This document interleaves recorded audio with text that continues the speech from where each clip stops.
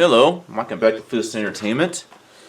For my next review, as you guessed from the last review, this next one is obviously the middle installment of this digibook, which is The Lost Boys to Tribe. Lost Boys to Tribe, I believe, let's see. What year was it?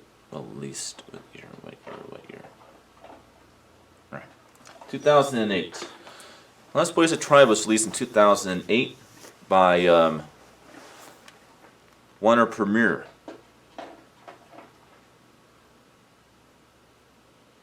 Yep. Warner Bros. Premiere, which is like a direct-to-video aspect of Warner Brothers. And this definitely does feel like a direct-to-video movie. Now, what I hate about this movie is that it's just a complete recycle of the first film, where he just slightly changed things here and there. It is not a true sequel to the first movie. The only thing that really relates is the fact that, supposedly, I guess we didn't know this, but Sam and Michael had cousins. And their cousins are our main characters in this movie. And, of course, Edgar Frog returns in this movie, but he's not significantly in the film. Unlike the third film, which is more of a sequel to the first movie, this one really isn't. Now, probably the third film just as much as I do with the second film, I can tell you that. But it's very televised looking. I mean, this is another one of those films where everything is so cool temperatured and so digital looking. It's like a TV show. It's like there's no film, there's no actual filmography. No, actually not filmography, but there's no film cinematography look to the movie. And that's kind of what I mean when I say televised.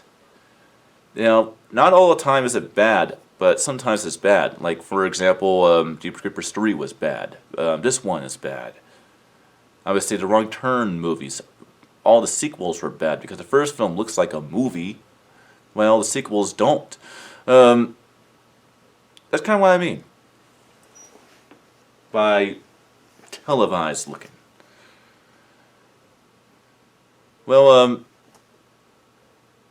I also thought that, and this is interesting, you think that being a fan of his father's movie and taking on the mantle of his father and kind of doing like, you know, the younger, hipper version of his father's character, that Kiefer Sutherland's son, Angus Sutherland, would do a good job following in his father's footsteps playing the villain vampire in this movie. That is not the case.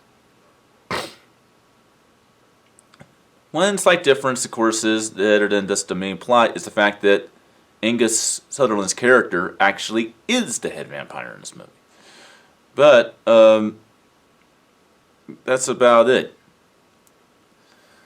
Well, plot of the movie, because we have to make this quick, I'm running out of time here. Plot of the movie. Let's see. Oh, yeah. After being thrown off the circuit, a surfer, he was our main character. Let's see. Nope. They will not tell me the plot of this, so I cannot remember his name, so I can't tell you his name. But our main character, he was a brother of a family where the parents were killed in some freak accident, and he has his little sister. They're both teenagers, of course. Actually, no, they're not teenagers in this movie. They're actually adults. And basically, he's overprotective, but he got thrown off the circuit, so they move over to their aunt's house. And it's a very weird name to pronounce this town. I guess they couldn't use Senecara or some reason like that, so they call it Senecristara or Castra or some shit like that. It's supposed to be some other place. Well, they should just called it Senecara. I mean, come on, man. It's the same universe. What's wrong with doing that? But they didn't. And basically, Our main character comes across this believed to have been dead or gone or something like that surfer, legendary surfer. He was, of course, played by Angus Sutherland. Give Sutherland's son. He was our main villain, our baddie. He does not do as good of a job as his father. Not even close.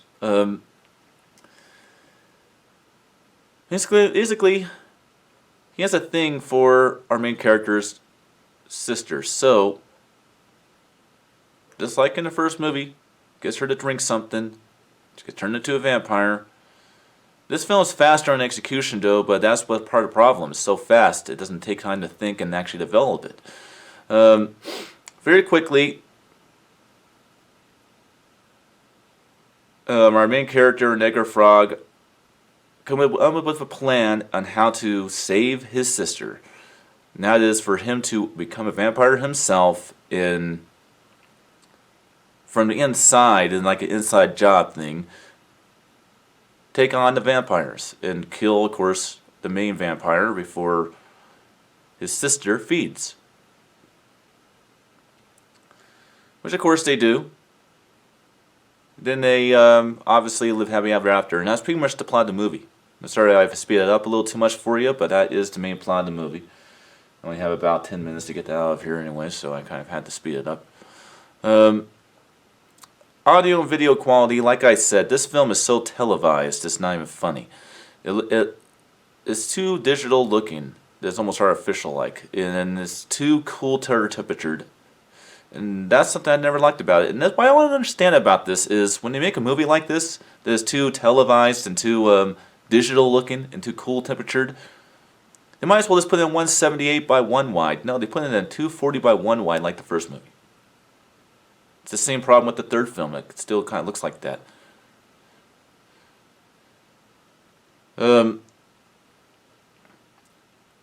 But in terms of how crystal clear and how good looking it is, I guess is pretty crystal clear, obviously.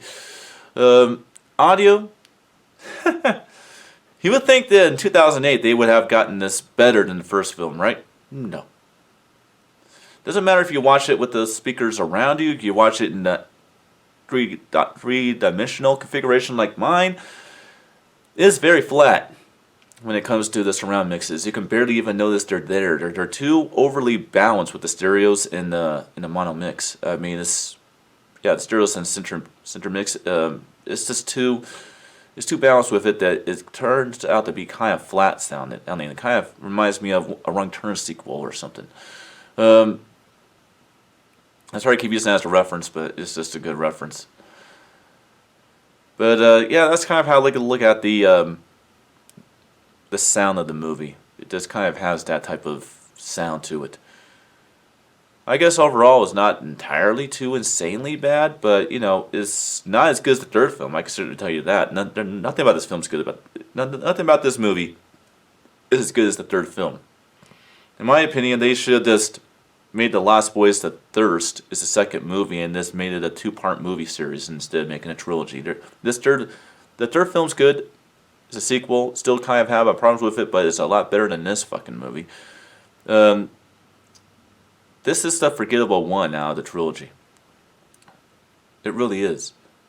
It don't matter if you're watching on the rated version or the theatrical version, this is the forgettable one out of the trilogy. I can certainly say. Well, as you have noticed behind me, the Child's Play box set's not there, so that pretty much tells you what franchise is next. Now you have watched all of these theatrically so far. I'll be watching, of course, Bride Chucky Tonight, but we're not going to be reviewing that next. We'll be reviewing, obviously, Child's Play 2, and Child's Play 3 after we get done with The Lost Boys The Thirst. But that gives a little bit of an idea of what's coming up. Now we'll be the last of the franchises. After that, we will be Masters of Horror and old school horror movies. And return tos. But that's pretty much it. I will see you guys next time for my review of The Lost Boys The Thirst. From 2010, I believe. We'll get to that. So until then, hope you guys have a good day and happy fall 2019.